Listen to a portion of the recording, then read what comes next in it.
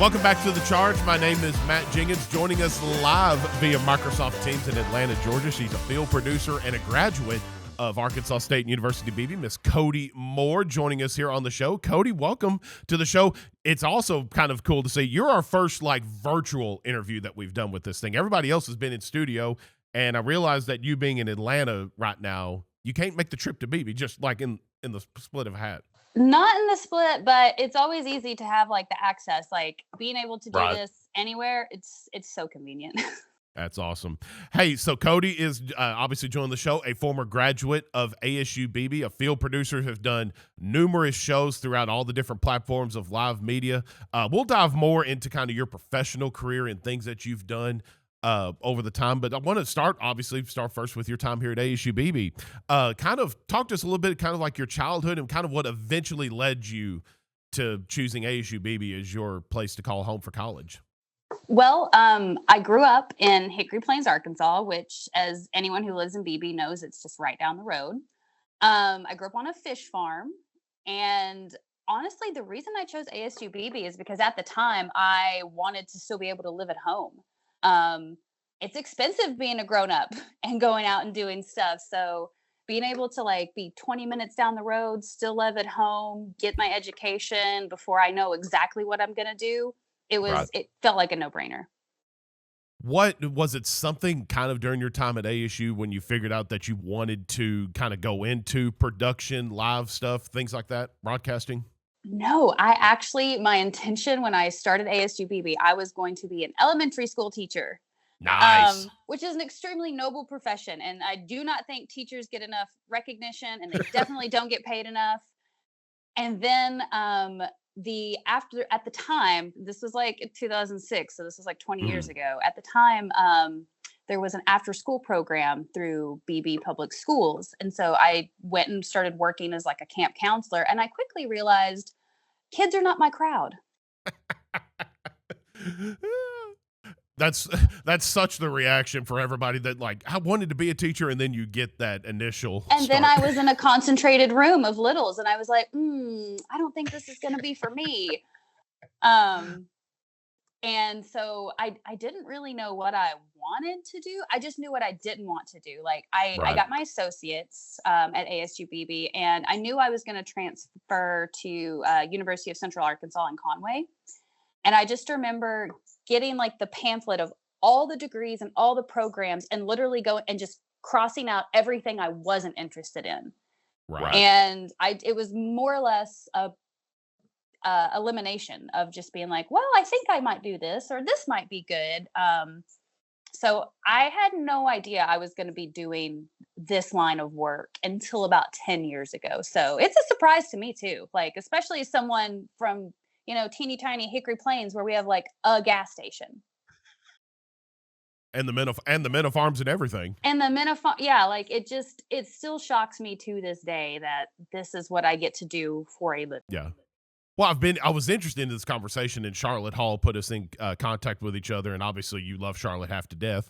And she was telling me what you did, and obviously, and Courtney Edwards, our videographer, we were all very interested just because this is our wheelhouse. I was a broadcast major at Arkansas Tech when I transferred away from ASU-Beebe. Courtney, the same thing. What was it? So when you're looking through the kind of the catalog, what was it? Was it just oh, well, this sounds interesting? Or was there a moment was you know what? I think I could establish a career here. It was, so my initial thing was I've always really loved, English was my favorite class. So I thought, English literature would be great, because I intended to write scripts. I kind of had a plan that I wanted to go and write for SNL, which was a big dream, it's huge. It's very, very limited. Only a few people get to do it, but I think I'm very funny.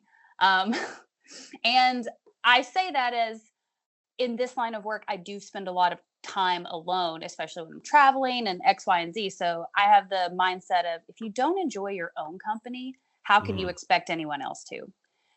So I've really grown to enjoy, and so I was oh, I'm going to write. I wanted to write scripts. I wanted to do comedy. And I still write sometimes, but I'm much better at pulling the strings behind the curtain. Yeah. I love it. I'm really good at people, is what I've learned. Kind of being that people person and just kind of Yes, I can. I'm really good at people. And during high school and my years at ASU-Beebe, I worked at Dondi's White River Princess in Des uh-huh. Arc, which is Oh where I went yeah. to high school. And I would wait tables. So I got really used to constantly talking to strangers, how to talk to strangers, how to read strangers. And it ended up being a very transferable skill set for what I do now. That's awesome. That is So awesome. if you want to work in TV, you better get used to talking to strangers, and especially talking to strangers who do not like you. That yeah, and I think so much is like with and you brought up education earlier, like communication is something that is like it's slowly starting to die. Like you have like more of the communications classes are kind of going online and more virtual and things like that, and more kids are starting to like not have that communication like trait, tactic, whatever word, whatever you want to call it, but yeah, you're right. It is so important for not just kids, for anybody, just to be able to communicate with a stranger instead of using a device. And it's a skill set that I didn't realize I had until one of my coworkers pointed it out. He Yeah. just was like, I don't. He was like, it's amazing to watch. He's like, you could work a room. He's like, you don't even know you're doing it. And you know, there are worse skill sets to have. It's also kind of terrifying because I'm like, ooh, where are my skill sets transferable? If I decide I want to leave film and television, where would I Yeah. go? So what? So talk to me a little bit about the day in the life of Codi, because prior to us talking, and as I mentioned in the open, you said you're a field producer, but obviously that can vary based on your shows and things that you're a part of. So, kind of, what are some of those? What's a day in the life look like of a just in your life? Well, it depends on the show, like you said. I mostly specialize in outdoor adventure survival kind of shows. It, I don't know how I got here, but I'm here. And I think it really comes from my love of the outdoors. Right. Growing up in Arkansas, it's the natural state. So much of my childhood was spent being outside, being at the lake, being in the woods, just playing. And so when I started looking at shows, I was like, what can I do to still keep doing the things I love doing? So I got hooked up with Naked and Afraid. Naked and Outlast, that I just got back from Panama shooting, they're very similar. Like a day in the life, I'm usually up at 4:30 before the sun's up, because survival starts when the sun rises. It's at least on our shows. So I'm usually up pretty early. And you would think, oh, I'm going in a jungle. I'm going to wear short sleeves. I'm going to be in shorts. It's so great. No, no, no, no. For Outlast, it was combat boots, long pants, tall socks, shirts are tucked in. You got a buff on. You've got a baklava on. I have sun gloves on. You saw my fingertips and you saw this right here. Not Wow. because of the sun, but because we had these little bugs called chitras that are like a sand flea fly that if it bites you, it stings like a wasp nest or a wasp sting, and it takes about 2 weeks to go away. So you have to be constantly covered. And by 10 o'clock, it's about 95 degrees with 90% humidity. So we started this kind of joke amongst the crew that by 10 a.m., we would all have like sweat our pants Yeah. because we were sweating so hard that by lunch, I could go behind we have like bush camp tents where we keep all of our stuff. I could go behind the tent, take my shirt off, and wring it out and put it back on because it was so hot and humid and sweaty. But I love it. It beats a cubicle. I get to be outside in nature, and it's not lost on me that I get to see some of the most wild and beautiful and remote places on the planet. But it does come with a cost. What two thoughts with that. I was going to say too. I don't know about the rest of your crew that you're a part of, but I feel like being from Arkansas and Hickory Plains and kind of this central Arkansas area, you were probably most well prepared for Arkansas, like that hot, humid, just weather for summer times in Arkansas. Our crew, we are from all over the world. So we are called in. I did the second season of Outlast. So when the third one came, they called me. My husband was also there. He is a he was the underwater in part of the underwater camera department, since we were on an island. So that was really nice, and very unusual. My husband is also in the industry. He's mostly a camera operator for Bear Grylls. So wherever Bear goes, Hunter's there too. That's So awesome. when the Outlast called and they were like, "Hey, do you know any camera guys?" And I was like, I don't want to sound biased, but like I do have one. We're married. Which were immediately, my line producer who takes care of all the money was like, "Ooh, I can put you guys in the same room and I can save money on this line." So they were immediately like, "Get There him you in go. there." But yeah, a day in the life is you start the day early, you sweat all day, it is hard, you are with people that are amazing at their job, so it makes it so fun to be out there. We end the day when the sun goes down, we eat together, we do we just call it dirty beers, where every producer from the other teams, we all give a big download on what's happening on the board, and then I'm in bed by 9. That's awesome. And I think and you mentioned kind of like the give and take too, and that was the other part I wanted to discuss. Like I'm sure it's like a tight knit group that you're a part of, as far as like your particular crew that you're invested in. Yeah, my Outlast crew and my Naked crew don't really, there's me and one other person who cross over. But the people who do the outdoor adventure world are some of the kindest, and they're so good at their jobs, and everyone's just got like a great sense of humor because, whether I'm in Alaska and it's 25 degrees at my camp, or I'm in Panama and it's 95, if you aren't having fun with the people you're there with, it makes for a very long day. This may be kind of difficult to ask, but is there, like, whether it's been on Outlast or Naked and Afraid, has there been, or any other project that you may have been a part of, even when you first got started in the industry, has there been a rewarding project or kind of like, man, this is why I chose this career path? I think anytime I've been on a show where I get to see like a natural phenomenon that I've never seen before. A couple of years ago, I did a show called, oh my gosh, what was the name of that show? Oh, Getting Lost. No, Never Say Never. Sorry. I was like, what? Yeah. The name changed like 4 times while I was on it. Never Say Never with Jeff Jenkins, and it aired on Nat Geo. I got to go to New Zealand. I got to go to the Amazon River. I got to go to the Patagonia Mountains in Ushuaia, at the southernmost city in South America. So I've got to see some amazing, beautiful places on someone else's dime, which is pretty cool. Yeah, because the tickets to go there are expensive. So for me, like the travel and getting to see places that I only ever saw in like encyclopedias and magazines, and I'm like, these places exist in the world. How do I get there, and how do I get somebody else to pay for it? So and I want to pay kind me. of yeah. And that's the thing. Like I've always dreamed of seeing these places, but like you said, like if anybody else will get you paid to do it, like it's the best way to go. I'll go wherever you want me to. Just you send me a plane ticket, I'm your girl. Is there a place you haven't been yet that you would love to go see, whether it be a vacation or if you're able to go work there and do something? Antarctica. Antarctica is one of my places I would really like to go see. And I would also like to see the city of Petra. Okay. Interesting. Just no particular reason. It's like I've got to hit a lot of my bucket list places. Right.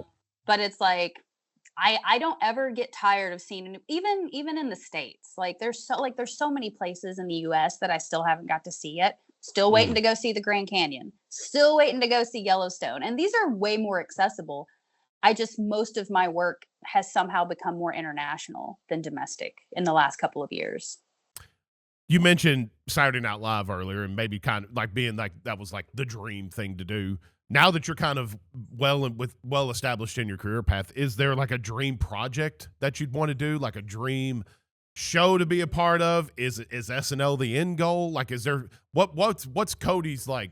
Hey, if I achieve this goal, like I don't want to say I've made it, but actually, my husband and I have this conversation quite a lot, and I like to use Adam Sandler as my example. We love Adam Sandler here at ASU-Beebe. Adam Sandler, I think, what he has done with his career and his friends is my dream goal. He made a career for himself, and then when he was well established, he started doing projects with his friends. Yeah. And that's the goal, is to like travel the world with my close like friends that I get to work with and just go make beautiful TV. And just, I don't care if it's for a survival show, I don't care if it's for Nat Geo. I just, anything that has me working with the people I love working with in beautiful places. And some of the hardest, suckiest days that I've had on set make for the best stories. Yeah. And so that's kind of my goal, is I want to have really good stories when I decide that I'm going to hang up the hat and just sit down. Right. I love that. And I think you brought up Adam Sandler, like, it's kind of like doing it with his friends. Like, even when you watch Happy Gilmore 2 recently, heck, half the movie had his wife, his 3 or 4 kids in it, and the 175 cameos that were in the movie. That's the goal, is to like become so successful that like money's not the goal. Yeah, right. Yeah, money's not the goal. Like I like being comfortable. I like paying my bills, but at the end of the day, for me, I'm more experience driven than financially driven. I want to bring up, because I was a former broadcast teacher in the public school system too, and I had a lot of girls, a lot of females that were interested in the class. What would you say to like a young high school girl that's interested in this field? And I don't want to say that, I mean, and it's probably fair to say broadcasting, film, TV, whatever it may be, is kind of a male-dominated area. I think it's fair to say. What would you say to a young lady, a 15, 16, 17-year-old, heck, even throw in a 21-year-old college sophomore, junior, whatever it may be. What would you say to a young female student that's interested in this field? I think what I would advise them to do would be to start where you can. What can you do with the location or the resources you have? For me, I didn't even think of it at the time as a stepping stone, but like working at Dondi's and constantly talking to strangers, working in a service industry, getting comfortable with not knowing how someone's going to react, and reading body language. I would also say you don't need a degree to do what I do. You don't need any kind of real training. I just kind of happened into it. I know I work with people who have masters. I work with people who have a high school degree. You have to have a really good work ethic and a heartbeat and be willing to take a 12, 14. The longest day I've had on set was 18 hours, and be okay with the fact that you will form really incredible, deep relationships and friendships with people that you work with. And you will have to be okay that sometimes you're going to miss your personal life's milestones. You may not get to go to that Saturday night dinner with your friends, or you may not get to go to so-and-so's birthday party because you're not even here. Like me, like my sister's going to have a baby. I'm going to be in another country. Like, you have to be okay with the fact that your personal life will take a back seat if this is something you really want to do. And that sucks to say, because I did not realize that I was making that sacrifice until I was well into it and realized what I had already like committed to. But for any young person, start talking to people. Yeah. People. But that's for me. Like, if they're like, oh, I like cameras, take pictures, constantly be filming things. Like, you like audio, go do Foley sounds, go, record birds chirping in the trees, do anything that can make your skill better so that you can sharpen it over time. Like, no one just wakes up and becomes a field producer. No one wakes up as a cameraman. You start as a PA and you work your way up. And I would say to anyone at any age, start as a PA, because you can kind of shop what department you're interested in. There are departments out there people don't even know about. Right. Like one of my close girlfriends, Esmeralda, her job was to shop for vintage items for Stranger Things, for set deck. So she would get a credit card on the show, and her job was to go to like Goodwill, thrift stores, vintage places, and look for items that can be that. items that you and I aren't even looking at because we're looking at the characters. But Right. she's building the world. Like, that's a job. Someone That's gets paid crazy. to do that. Wish I could get paid to go shopping. I know. I picked the wrong department. That's got that right. So looking back, kind of like all over your time here, whether it be with ASU-Beebe, UCA, whatever it may be, what do you wish you knew, like as a college student, particularly maybe with your time at ASU-Beebe, which I know that was a long time ago, and you mentioned you're going to be back here hopefully in January or February sometime and check everything out because it's grown since then. What do you wish you knew back then that you could tell your older self now to your younger self? Honestly, I feel like if I warned myself about anything, I would have picked a different something would have changed, and like it would have changed my domino effect. I might have been a little less gung ho to the thing is, like, sometimes a job will call you and be like, "Can you be on set tomorrow?" And you're like, yeah, of course," because you want that work. And the more you work, the more you make these connections. Right. However, maybe tomorrow I was supposed to go to the movies with my friends, and now I don't. I'm like telling my friends, "Hey, sorry, I got a call. I'm going to go to work. I'm not going to do this thing." Yeah. What I wish I would have known is that eventually you'll do that enough and you'll stop getting invitations to go see the movies. You'll stop getting invitations to go to the dinners or hang out with your friends. So like, I guess my biggest advice would be is to like, don't let the job consume you so much that your personal life suffers, because it will suffer. Like, I'm gone 8 weeks. Time keeps going here in Atlanta. My friends keep going. I leave, I'm gone for 7 or 8 weeks, and then I come home. And you think because it's like, it's just easy to get swept up Sure. and No, not absolutely. realize what you're doing. Everyone does it. That's the thing. Everyone does it. I'm a victim of it too. Like, we love what we do, and I love getting to do the marketing thing here at ASU-Beebe, and I'm sure obviously you do too. You love what you do, but it's so easy to get consumed just with work, with your professional life, and you lose the true focus in life, family, friends. Had that come to Jesus meeting this past year, but did live streaming for a public school, and 3 of the 5 nights of the week, I'm out till 9, 10, 11 o'clock at night, and I'm not being able to put my 1-year-old daughter to bed.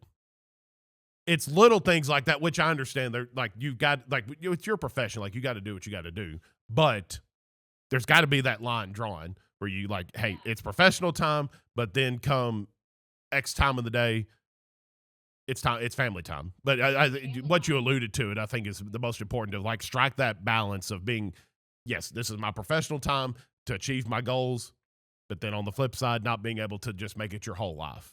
Yeah, because I think something that, especially in film and TV, is everyone makes it think like, this is the last thing you're ever going to work on. Like, that's not true. No, not at all. Someone, there will always be something that's going to call you. Like, there's always something going on. Like, it will not be the end all be all, and just don't let them convince you that having no personal life is the only way, because it's absolutely not true. Absolutely. Codi Moore, field producer, joining us here on The Charge. We're going to wrap things up here, and I want to end kind of on a happy note, and then kind of we'll wrap this thing up. What can you give us any teasers on maybe some projects you're fixing to be starting a part of? I actually leave for South Africa in about 4 weeks. So mid-October, I'll head out there. I'm going to be working on a new kind of concept competition show. It's very international. I can say that. There's going to be a lot of different people, a lot of different languages. So I'm very interested to see how this is going to go. I've never produced someone that I couldn't communicate with. I was about to say, what's the language barrier here for Codi? Like, do we know Spanish and all that good stuff? My Spanish is embarrassingly poor, considering how much I do work in Central and South America. I always have fixers. Every country that I work in, I have a fixer team. So I always have a translator. I have someone who does it for me. When I'm there, the language comes back quickly. But it always involves some training wheels. I do not speak South Afrikaans very well. It's not one of my fortes. I feel like you were mentioning kind of the cool places you've been. I feel like South Africa is going to be a very like beautiful, different type of a like environment, but a cool place to visit. Surprisingly, it reminds me a lot of like Arkansas in August, September when it's real crispy and there's not a Yeah. lot of green. It's very similar to that. Like it surprisingly does feel like home, especially because, I grew up in the country, so I'm always smelling like cows. So I smell the animals like it's a zebra, but it still smells like a horse. Yeah. You mentioned some of the shows that you've been a part of, Naked Afraid, Outlast. Is there a story from your career, funny, emotional, whatever it may be? Is there something that sticks out in your head that's like, I want to say like maybe the best moment of your career or like a funny thing, or you know what I mean? Okay, well, my cast members thought it was pretty funny when this happened. This was last November. Mhm. It's actually airing now, Naked and Afraid Apocalypse. So I was with Charlie Team, and it had been about 13 days before these guys had eaten. That was a tough location. Could I work? Could I be a contestant on Naked and Afraid? Absolutely not. I am No. too soft for that. But I can be out there and tell them what to do, no problem. And there was a day we were scorpion hunting. And the thing is, if you are looking at the barrel of the camera, you are on the wrong end of the camera. So I'm always trying to hide behind my camera operators or my audio guy. Mm. And my audio, who I've worked with for many, many years, and I saw he had like a little bush he was hiding behind. So I was like, oh, great, I'm going to go hide with Aaron behind this bush. I was making too much noise, so I tried to crouch down behind this stump. Well, what I did not know is that stump was home to a giant monitor lizard type thing, and Oh, we Lord. scared the mess out of each other. So I basically sat in his living room, not realizing it. I scared the lizard, and this lizard was at least like a meter long, so like 3 feet. I scared him. He scared me. And he thought I was trying to eat him, obviously, because everything tries to eat you in South Africa. Of course. And I'm trying to like turtle crawl back out because I'm also very trying to quietly get away from this thing because my cameras are rolling and my cast hasn't noticed it yet. So I'm trying to like turtle crawl backwards out of this stump, which triggers this lizard to run. And he runs up my body, like up my leg, up my torso, like slaps me in the face with his tail. And I, at this point, am just like caterwauling. I am screaming. I am causing a ruckus because I know one of them is poisonous or venomous, but I just don't know which one. And I was like, of course, it'll be the one that's on my neck. That's the venomous one. Yeah. And so I'm screaming. All I see is my camera operator turn around because I'm screaming. We also had a crocodile in the pond. So at the very least, they Of thought course, I was yeah. getting caught by a croc.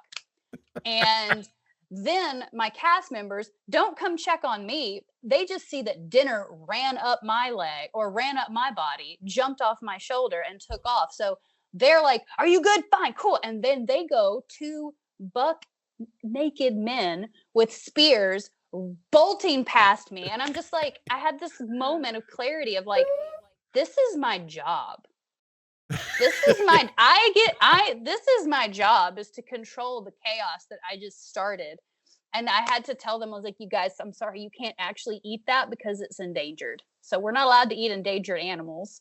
Wow. I would pay a lot of money I wish nothing more that got caught on And video. honestly, all of this probably happened in the span of about 10 seconds, but it felt very drawn out, particularly when this giant lizard is crawling up my body, which is not something I'm usually okay with. No.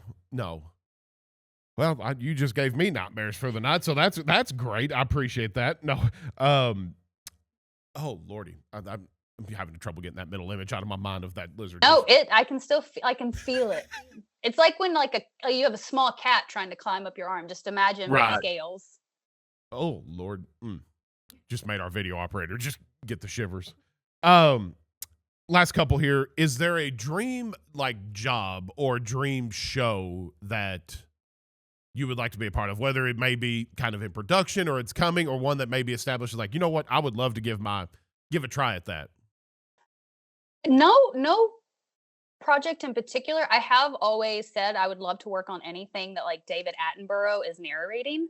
I also realize he's very elderly, so that time limit might be running out for me. Right. There is another presenter host on National Geographic that I really enjoy his stuff, Bertie Gregory. If you haven't checked out, he's reminds me a lot of like Steve Irwin. He's very enthusiastic. He's always so excited. Right. And I'm excited to work with people who are excited about the work. So like, as long as I'm working on a project that the people who are responsible for bringing it to life and crewing up and getting, as long as they're excited, I'm excited. Like, absolutely. I find I'm less of a dreamer and more of an executioner. I like to help other people like make their dreams a reality in terms of TV, because I am kind of an old lady. When I come home and I'm in Atlanta at my own house, I just want to sit on the porch and watch my birds and crochet my little blankets and like pretend that cell phones aren't a thing and not look at screens, because that's all I do when I'm at work. So I like helping other people bring their dreams in reality. And eventually I'm sure there'll be something where I'll be like, I'd really like to do that. And by that point, I will have amassed enough contacts and crew workers and favors that they will come help me when I make the call. Maybe we can get Lord Michaels to give you a call here soon. Yeah, maybe. I don't think they want my kind of humor. It's a little dark these days. Well, look, hey, some of those comedians that they get on SNL now, like they fit in perfectly with some of that. But last thing here, and then we'll wrap this up. We always ask everybody that's on here, what did ASU-Beebe mean to you? And I know this has been several years since you've been around here, but just from what you can recall, what did ASU-Beebe, attending this college, attending this community college here in Beebe, what did it mean to you? It really gave me a solid foundation for, I think, because I was such, you're when you're starting, you're usually like late teens, early 20s. Right. When you're coming in. So it really gave me like a place to kind of like stretch my wings and like be an adult, but have people who were also looking out and making sure that like I was making the right choices. And, I hate that I cannot remember his name, but I remember having one professor, and I want to say he taught like creative writing or literature or something. But I remember I really liked his class for the fact that like he was always encouraging us to like try new things, be uncomfortable. It's okay to be uncomfortable. Like it's the first time I got a job to do an international job. The first time I went and worked for Naked and Afraid, which was like 2021, like right at peak COVID. Right. So I was not stoked about traveling internationally in a peak pandemic, but I was just like, well, I can't let this, keep me here. And I'm constantly afraid to do things. That's the thing. Like you grow up in a small town, and town is it's a strong word for Hickory Plains. You grow up in a small community. It's very easy to keep a small mindset because the world is so big and it can be scary out there. And there are places I have been where I'm like, this is a little sketch. However, ASU-Beebe gave me a place to be curious in a safe environment to be curious in. I love that. Like running out and just being like, I'm going to go here. I mean, you could do that. But it gave me a place of like comfort and curiosity that I think is a really rare combination. Just because, I remember Beebe being at like population like just under 5,000. I don't know what it is now. Not 5,000. No, way north of that. I believe we're over 10. So it's literally doubled since I recall being there. Yep. We've gotten so big that we have a Walmart Supercenter now. Whoa. Okay. Moving up. We're moving on up in the world. Got the Walmart Supercenter. Actually, just recently added a 7 Brew. We've added no 7 Brew coffee. Oh, okay. Well, that's a brewery. Yeah, brewery, same thing. Getting a Starbucks here pretty soon. Whoa. Okay. So not the town that I remember at all. No. It's not. I don't know if you were like when I graduated, which I graduated in 2011 from Beebe High School. The only hangout spots was Knight's Grocery or Sonic. Yep, I remember Knight's and Sonic being, and of course, like every empty dirt parking lot at every church. Yep. But yeah, I mean, I think that was the thing for me. ASU-Beebe gave me a place where I understood that I had a solid foundation of like family and friends and like people who were looking out for me in genuine ways, but Yeah. also encouraging me like, hey, you're curious to go do this, like here's how you might start, or you're curious to go do this, here's how you might try doing this. Like there was never any like spat on the nose or like, oh, that's a dumb idea. It was always Right. like encouragement, but in like a healthy way of like, if you really want to do that, let's do it safely. Like one of my hobbies is like I enjoy rock climbing. It's a very dangerous sport, but you do it safely and you can do it well. That's Codi Moore, field producer, former ASU-Beebe student and graduate here from the Arkansas State University-Beebe. Codi, thanks for hopping on with us on the charge, and best of luck heading to South Africa in October. And Naked and Afraid is what's the name of the show? This show that you're going to be? Can we say the name of the show? I don't. Well, I can say it's Naked and Afraid, and it's one of our new competition series. And so we have never aired this version before. Can you say when it'll air? Or where they can watch it at? It'll probably be on like HBO or Discovery, and Okay. I shot there about this time last year, and it started airing. What month is it now? September? Yeah. It'd probably be late summer next year would be my guess is when it would air. Be on the lookout for that, and be on the lookout for this interview right here. We appreciate the time, Codi, and thanks for joining us here on The Charge. Yeah, of course. Anytime. La, la, la, la, la.